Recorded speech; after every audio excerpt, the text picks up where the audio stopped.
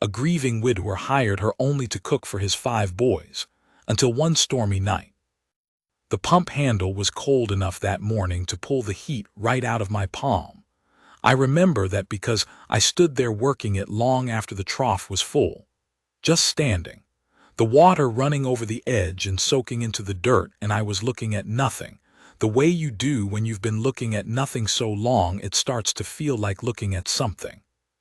That was April, 8 months after Nora died. I won't talk much about Nora. She isn't why this story goes where it does.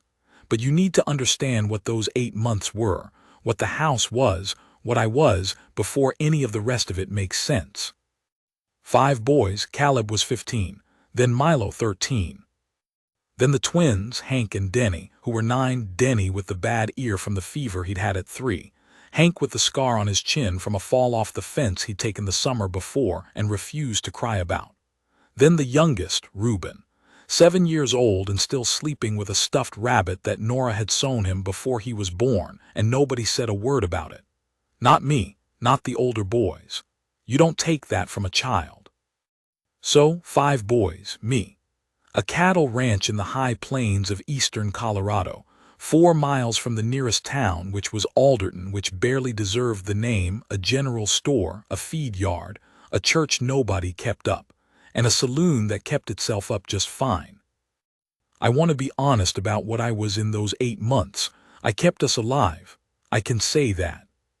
The cattle got fed, the fences got mended, the boys got to school on the days the weather allowed and came home again and had something to eat. I can say all of that. What I cannot say is that any of it was done with the full weight of a man who was present inside his own life. I was going through the motions of a life I didn't feel attached to anymore, and I think the boys knew it, and I think they were afraid in a way they had no words for, and I was too far inside whatever I was inside to do much about it. Caleb had taken over the cooking. That's the thing that finally got through to me. 15 years old, and he was getting up before the rest of them and making cornmeal mush and whatever else he could manage because I'd stopped. I don't know exactly when I stopped. I just one morning registered that Caleb was standing at the stove, and that this had apparently been going on for some time. I said something to him about it, and he said, "It's fine, Pa, I don't mind." He did mind. You could see it in his face that he minded. Not angry, just tired and too old in the eyes for 15. And I thought, well, you're doing this to your son. You're making your son old before his time because you can't pull yourself together enough to cook a meal. I went to the Alderton General Store 2 days later and I put a notice on the board. Cook wanted. Ranch work. Room and board plus wages. 4 miles west. Ask for Holt Reardon. I got 3 replies in the first week. 2 of them were men, one I knew by sight, a drifter type who smelled of tobacco and something else I didn't trust, and the other was a former miner whose hands shook when he shook mine, and I felt bad about it, but I turned them both down. The third was a woman who sent her reply in a letter, written in a clean, careful hand, which told me she had some schooling. Her name was Ada Voss, widow, no children. Formerly of Dodge City, now of Alderton. She'd arrived 2 months prior following the death of her husband to a lung ailment, and she was looking for steady work. She said she could cook for any number of people, that she was not afraid of hard work, and that her references could be obtained from the Alderton minister, a Reverend Caulfield. I checked the reference. Caulfield told me she was the most capable woman he'd met in 20 years of ministry, and that whoever hired her would be fortunate, and he said it simply, not like he was selling something. Then I rode out to the boarding house where she was staying, because I wanted to see her in person before I decided anything. She was maybe 40, not much younger than me, dark hair going silver at the temples, worn back plain.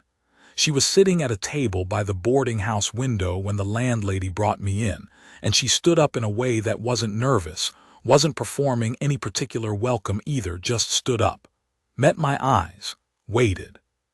I told her what the work was. 5 boys, ages 7 to 15, breakfast and supper primarily. Lunch was their own business, either in town at the school or out on the range with me. some baking when flour was in, dishes, laundry on Mondays. No other housekeeping expected. The older boys had chores. She asked me two things. First, was I expecting her to manage the boys or only to cook? I told her only to cook. The boys were mine to manage. Second, did I have a room separate from the main house, or would she be in the house itself? I told her there was a room off the back of the kitchen, used to be for storage. I'd cleared it out and put a cot in. She looked at me for a moment, nodded, said she'd take the job. That was all. No warmth, no chattiness, just clear, direct. I appreciated that more than I could have told her. I was not in a condition to deal with warmth. She came out 2 days later in a wagon I'd sent with Caleb, her 2 bags in the back. And by the time I got in from the east pasture that first evening, she had already made supper. Beef stew, biscuits, a dried apple pudding that Reuben said was the best thing he'd ever eaten, and I will tell you it was good. It was very good. And there was a moment at that table, the 6 of us around it eating food that hadn't been ruined and hadn't been grudging, and I felt something shift in the room. Just slightly. The way the pressure in your ears shifts when the weather changes. Something that had been held tight loosened by a thread. Ada ate in the kitchen. I didn't ask her to do that, she just did it, and I didn't stop her. She was an employee, and she seemed to understand that the table was a family space, and maybe she had her own reasons for not sitting with a man and his boys she'd known for 2 hours. I thought about it once or twice and then stopped thinking about it. She kept to herself. She was quiet. She was competent in a way that was so thorough it was almost invisible. Things simply got done, and the boys didn't fight about meals anymore, and Caleb went back to being 15 instead of 40, and I was grateful. That's all I was in those first weeks. Grateful in a distant way, the way you're grateful for good weather. It didn't touch me deep. What I want to tell you now is the small things, because the story isn't about one night, or not only about one night. The night was just when things came to a head. The story is really about small things stacking up, one on top of another, until the weight of them was something I couldn't ignore. She moved things around in the kitchen. Twice. Put the pans somewhere they made more sense, moved the flour and salt closer to the stove. First time she did it, I almost said something, and then I looked at the arrangement and saw it made more sense, and I kept my mouth shut. Second time, I didn't even feel the impulse to object. It was her kitchen, in the way a thing can belong to a person who uses it properly. The twins, Hank and Denny, started hanging around the kitchen after school. She didn't chase them off. She didn't talk to them much either at first. She'd just hand one of them something to stir or a bowl to carry, and they'd do it, and somehow they seemed to like that, being given a task without a lot of fuss around it. One afternoon I came in early from the range and I heard her telling Denny something in a low voice. I couldn't hear what, and Denny was nodding in the serious way he had, and she was showing him how to hold the knife to slice bread so it went clean and even. Nothing extraordinary. But Denny was a child who rarely let adults touch his hands because of the ear, because of some old anxiety tied up in it. And there was Ada Voss, holding his hand steady over the bread, and he wasn't flinching. I didn't let her see me watching. I went back out the way I'd come. Milo was the difficult one. 13 and a half and convinced he was the man of the house, which I'd never told him to be, and resented on his behalf. No boy should have to feel that, but they do. They can't help it when the mother is gone and the father is walking around like a ghost. He was rude to Ada in the subtle way boys that age are rude. Not saying thank you, not making eye contact, giving one-word answers. She dealt with him the same way she dealt with everything. She didn't get soft about it, and she didn't get stern about it. She just kept doing what she was doing, and she didn't require anything from him that he wasn't capable of giving. And eventually he stopped being rude because there wasn't anything to push against. About 3 weeks in, she started leaving a lamp on in the kitchen, just a small one, after supper was cleared and the boys were in bed. I noticed it the first night when I came in late from checking a fence line that had been worrying me, and the kitchen had that low warm light coming under the door. I stood outside it for a moment, just stood there. Then I went up to bed. She did it every night after that. I don't know how she knew when I was coming in, or whether she just left it on regardless, but it was there every time. The kitchen warm and quiet and the lamp burning low. I told myself it meant nothing. Practical woman didn't like a dark house. Made sense. I kept telling myself that for a while. The end of May, almost 2 months since she'd come. I want to say I was better by then, and in some narrow ways I was sleeping more. I was eating the food she put on the table instead of eating half of it and leaving the rest. I had started talking to the boys at supper again rather than just sitting there. Progress. The kind that looks like recovery from the outside and feels, from the inside, like a man relearning how to perform being alive. Caleb saw it. He was 15, but he was old in the way children of difficult times are old. And one evening he sat down next to me on the porch after supper, and he didn't say anything for a while. Then he said, "She's good for this place, Pa." He meant the house. He meant the food, the routine, the sense of order. He wasn't saying anything else. But I knew, because I knew my son, that he was telling me I was allowed to think so too. 15 years old, giving his father permission. And I sat with that and felt the weight of it and said, "She is," and left it at that. I want to tell you about the night the Farnsworth situation started, because it matters to what came after, and because it tells you something about Ada that I hadn't understood yet. Chester Farnsworth owned the neighboring spread to my east, about 2,000 acres, which was bigger than mine. He was not a bad man. He wasn't good either. He was the kind of man who's always been comfortable and so has never had to develop a full character, just went through life getting what he wanted because he had the means to get it and nobody much pushed back. He'd been a widower longer than me. His first wife had died when his own children were young, and he'd remarried years ago, a younger woman who'd left him eventually and gone east, and since then he'd been alone on that big spread with his ranch hands and his money and his restlessness. He came to my place on a Saturday, which was unusual, brought a bottle of bourbon, which told me this was a social call rather than a business one. I sat with him on the porch and we drank, and after the third pour he told me what he'd come for. He'd heard I had a woman cooking out here. He wanted to know if she'd consider cooking for him instead, double the wages I was paying. I told him I'd pass the message along. He nodded and then he said, "She's a widow, you said?" I said she was. Single woman then. I told him that was generally what widow meant. He took that with a small smile and said he might come around and talk to her himself one of these days. I said that was up to her.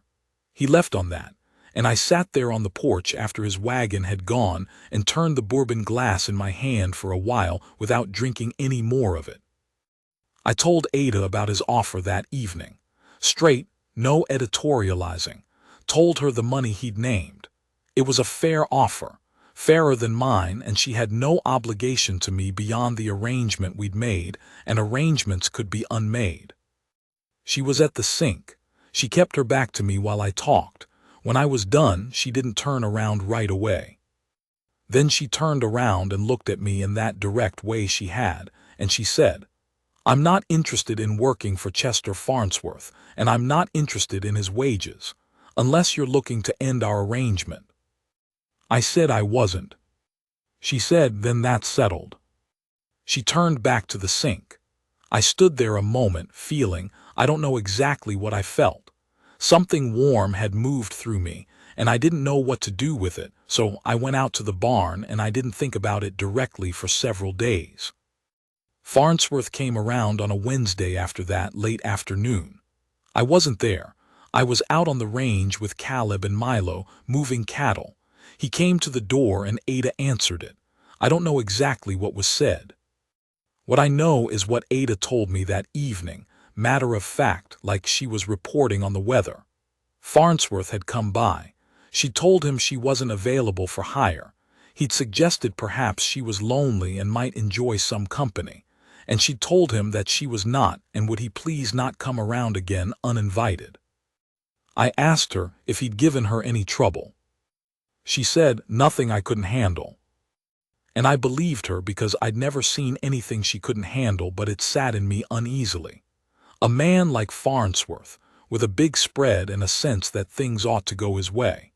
And Ada out here, 4 miles from town, with 5 boys who were not yet men. I didn't do anything about it right then. I wish I'd moved faster. June came. The wheat on the small field I kept for the house was coming in, and the cattle were good, and the older boys were out with me more days than not, learning the work, and Reuben had started following Ada around the kitchen with his rabbit under his arm, and she'd taken to letting him sit on the flour barrel and talk while she worked. He was a child who talked a great deal. Reuben, big words, strange ideas, endless questions. She answered all of them. Not like she was performing patience, but like she actually wanted to know what he thought about things. I heard her once tell him she didn't know whether the sky was the same color blue everywhere in the world, and that it was a good question. Reuben told her he thought it was probably bluer in some places, like maybe over the ocean. She said that sounded right to her. I stood outside the kitchen door for a while that day. I was not in love with her. I want to be clear about that. Or I was not yet in love with her is probably more honest. What I was aware of her in a way I'd been refusing to examine. The way she moved in the kitchen, efficient, quiet, no wasted motion. The way she looked at the boys when she thought no one was watching her look. Not soft, exactly, not sentimental, but attentive in a way that said she saw them. The way she dealt with every problem that came up. A leaking roof over her room.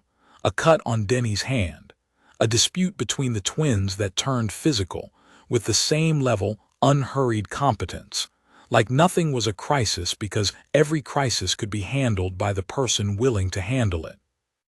I was also aware that I had been dead inside for 8 months, and that being around her was making me feel less dead, and that I didn't know what to do with either of those things. And I was aware that she was careful with me. There was a distance she kept. Not cold, she was never cold, but deliberate. She never put herself in my way. She never lingered after she'd said what she'd come to say. She treated me with a kind of steady respect that felt, sometimes, like it was also a wall. I didn't blame her for it. She was a widow in a difficult position, and I was her employer, and the whole arrangement was such that a woman had to be careful. I understood all of that. But I noticed the wall, and some part of me that was starting to come back to life noticed it, and felt the loss of something I hadn't been offered in the first place.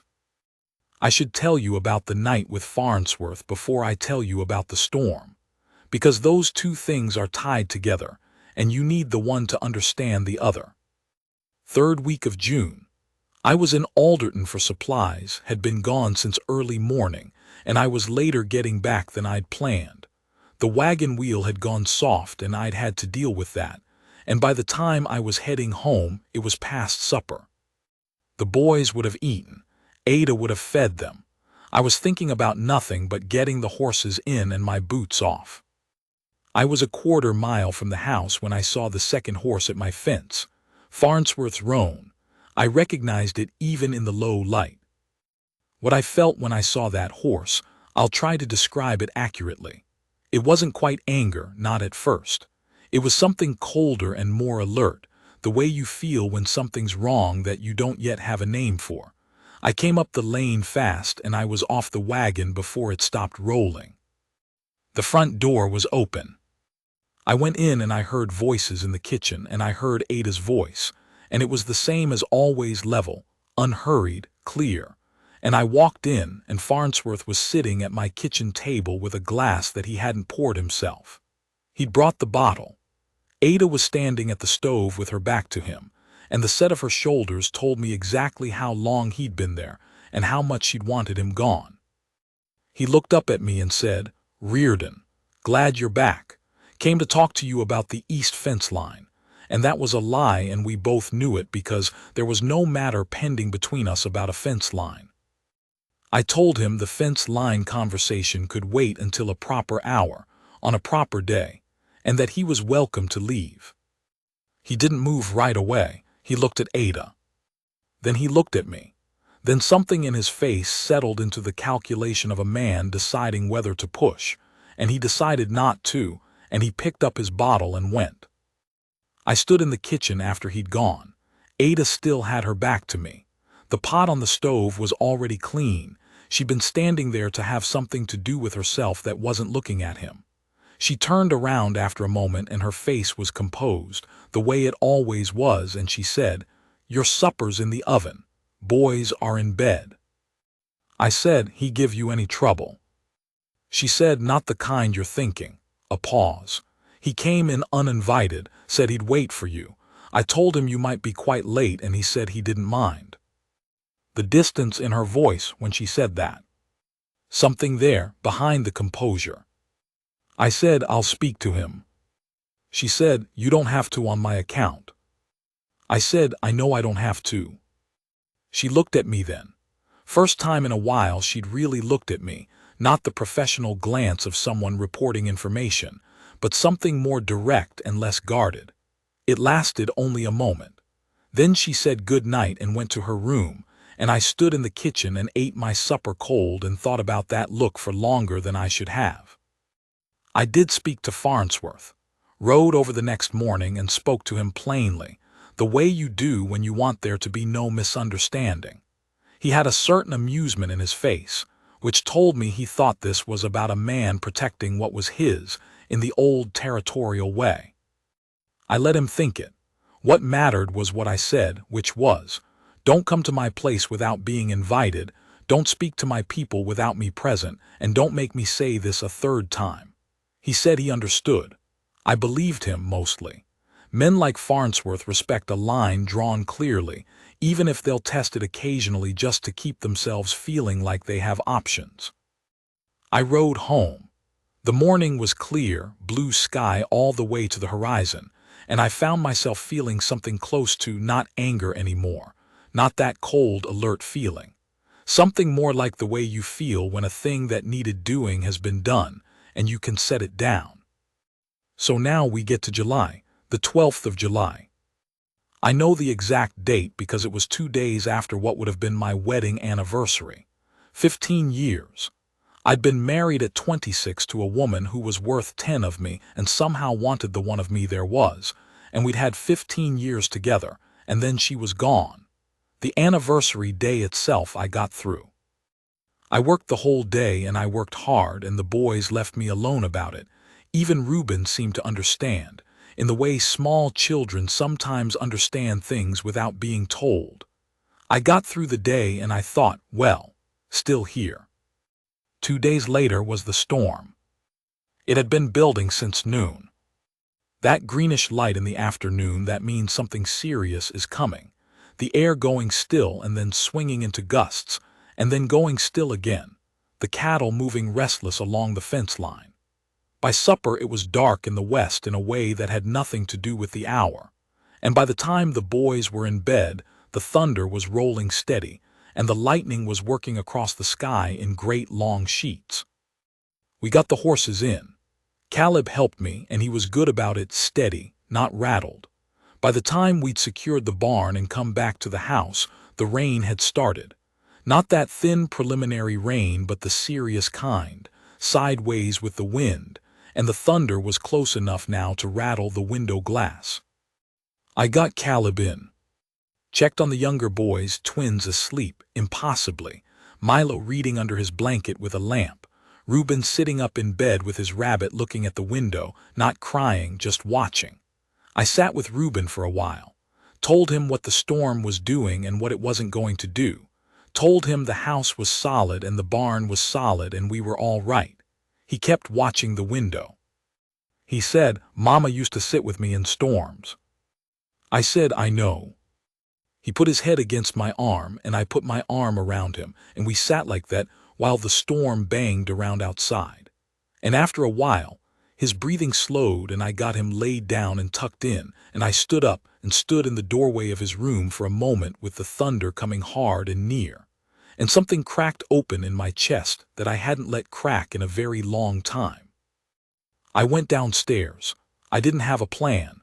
I needed to be somewhere that wasn't that room, and I ended up in the kitchen. Ada was there.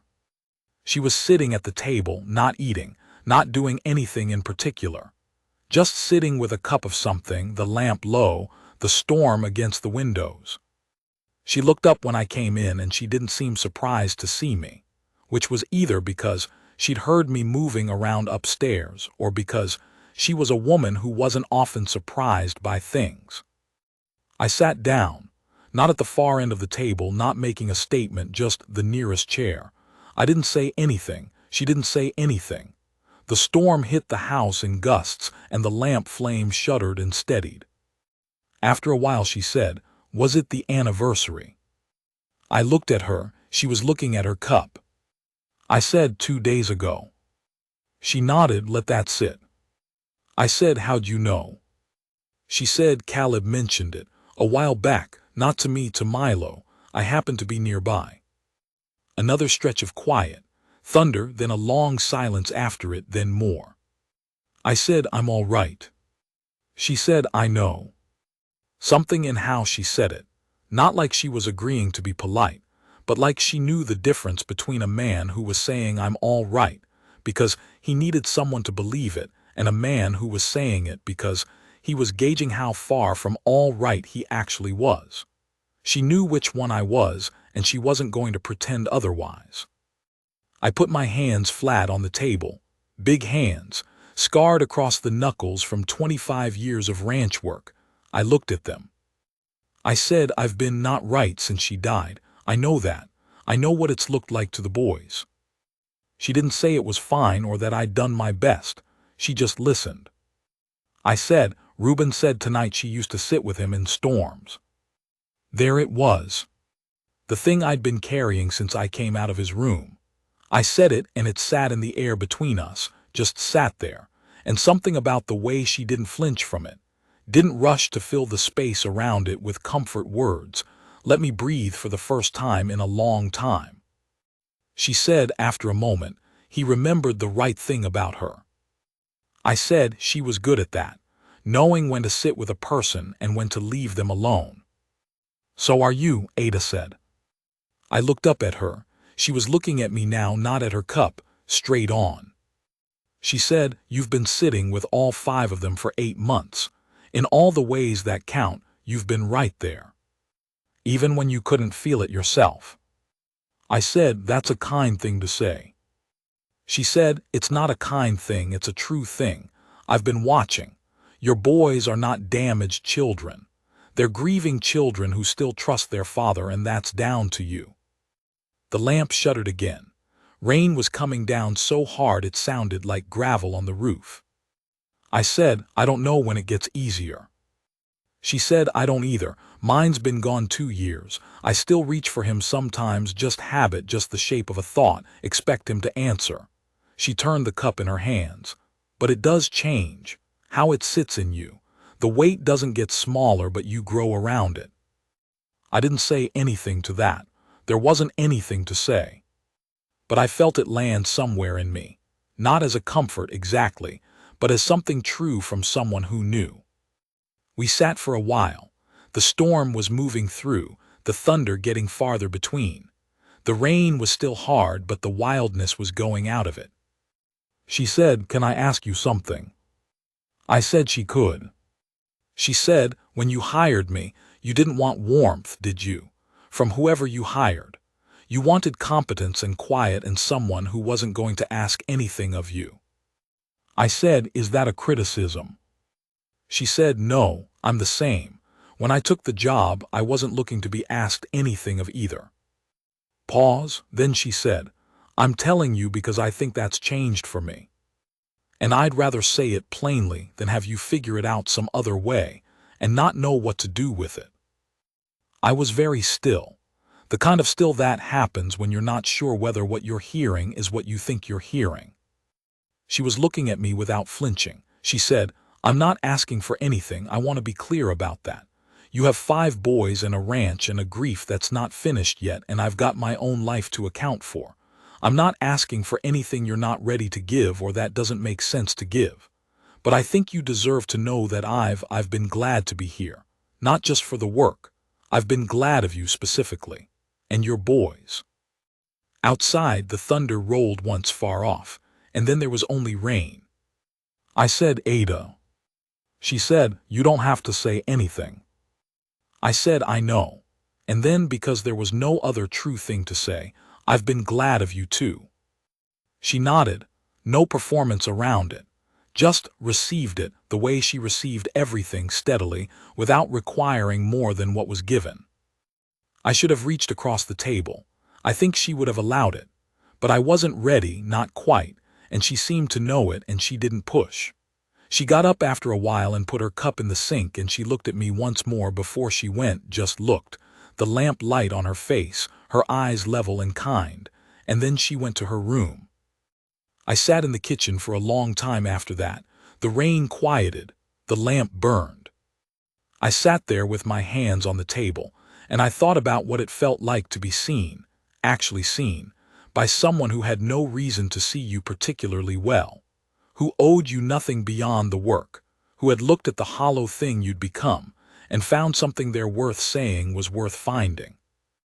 It was not a small thing. I don't know how to say it and make it sound like what it was. After 8 months of being the shape of a man, something in me said, "You're still here. You're still a man who a good woman can sit with in a storm and choose plainly to say she's glad of. You're still that." I'll tell you about the weeks after the storm, because they were not all at once. That's not how it works when you're a careful man and she's a careful woman and there are 5 boys in the house and a grief that's not finished. It was slow, and slow was right. She kept to herself and I to mine, but the distance changed character. It wasn't a wall anymore. It was more like 2 people giving each other room because they respected each other enough to not rush a thing that deserved not to be rushed. The boys noticed. Boys always notice. Milo noticed first. I think he came to me one evening and he didn't say anything, but he looked at me for a moment in a way that was both question and answer, and then he just nodded slightly and went off. Caleb noticed too. He started making himself useful in ways that took him out of the kitchen more in the evenings, which I appreciated without saying so. Reuben, on the first morning of August, climbed into the kitchen while Ada was starting breakfast, and he told her he was glad she lived here, just like that. The way 7-year-olds say true things. She said she was glad too. He showed her the rabbit. She asked the rabbit's name, which was Herbert. She said she'd always trusted the name Herbert. Reuben decided this was the best possible opinion she could have had, and after that he brought Herbert to the kitchen every single morning, and Ada said good morning to Herbert every single morning, and I watched this from the doorway with something in my chest that I had forgotten the name for. The last week of August I asked her to walk with me after supper. We walked out past the garden and along the fence that ran by the east field, and the evening was cooling after the heat of the day, and the light was long and golden on the grass. I told her I was not a man who said things well. She said she knew that. I told her I was not finished grieving and I didn't know when I would be. She said she knew that too. I said, "I think you're a remarkable woman, and I think what I feel when you're around is something I want to keep feeling, and if you're willing, I'd like to take that somewhere. Carefully, on your terms." She was quiet for a while. We walked. The fence line ran straight ahead of us and the sky above was going peach and gold. She said, "I didn't come out here looking for this." I said, "I know." She said, "I'm not an easy woman. I'm set in my ways and I say what I think and I don't soften things when they don't need softening." I said, "I know all of that." She stopped walking, turned to face me. She said, "Your boys are good boys, Holt. Whatever happens between you and me, they should know that they're the reason I stayed as long as I have, the boys in this place, and I need that to mean something to you." I said, "It means everything." She nodded. She looked at me for a long moment, and it was the same look she'd given me in the kitchen the night of the storm, that straight, level, unguarded look, and then she put her hand on my arm. Just her hand, resting on my forearm where I'd pushed my sleeve back, her palm against my skin in the cooling evening air. "All right," she said, "carefully on both our terms." I put my hand over hers. That's all. Just held it there, the two of us standing by the fence in the long August light. I will tell you the end of it, though the end is not really an end. Farnsworth sold his spread the following spring to a family from Kansas, and I never had to speak to him a third time. The boys grew. Caleb went east to learn some engineering the year after, which was what he'd always wanted and what I made sure he got to want. And Milo turned into a man who fixed things, who could look at a broken piece of machinery or a broken arrangement between people and figure out what it needed. The twins grew into themselves. Denny got most of his hearing back eventually, which the doctor said was unusual, and Hank grew to be the tallest of all of them, which surprised everyone who'd known him small. Reuben turned out to have a gift for letters, of all things, and Ada was partly responsible for that because she'd answered every question he'd ever had and treated every one of them as worth asking. Ada and I married in October, quiet, just the boys and the minister. She kept the name Voss alongside mine, Voss Reardon, she said, not one or the other. I told her that suited me. It did. I want to tell you what she gave me, because I think that's the heart of it, the thing this whole story has been working toward. She didn't rescue me in the way they put in stories. She didn't ride in and mend me, didn't fill the hole Nora had left, didn't give me back what I'd lost. That's not what happened. What happened was smaller and truer than that. She sat with me in a storm and told me what she saw when she looked at me, which was a man who was still there, still doing what needed to be done, still worth seeing. And then she chose freely, with her own good judgment and her own full life to account for, to stay and see me. That is worth more than I can say. You get to a certain age and the world starts telling you, in ways that don't always use words, that what you were has gone, that the best of you is behind you, that you've already been whatever you were going to be. And then a woman looks at you across a kitchen table in a storm and tells you plainly that she's glad of you, not what you used to be, not the younger version of you, not some story she's making up. She's glad of you, this man right now. I will tell you that I was still there, and I am still here. There's a spot on the east fence where we walked that August evening, and sometimes in the late afternoon when the light goes gold, Ada comes out to where I'm working, and she stands beside me a moment, and we look at the same patch of sky. She doesn't say much. I don't either. Herbert the rabbit has been gone for years, and Reuben is grown, and the house has been quiet for a while now, the particular quiet of two people who have made a life together and are not sorry about it. The pump handle is warm in my hand by the middle of summer, most years. I noticed that once, and then I noticed I'd noticed it. And it seemed to me that a man who is present enough to notice what the morning feels like in his hands is a man who has come back to his life. She did that. She came to cook supper for 5 boys, and she sat with me in one bad storm, and she told me the truth about what she saw, and she let me come back. I don't take it lightly, I never will.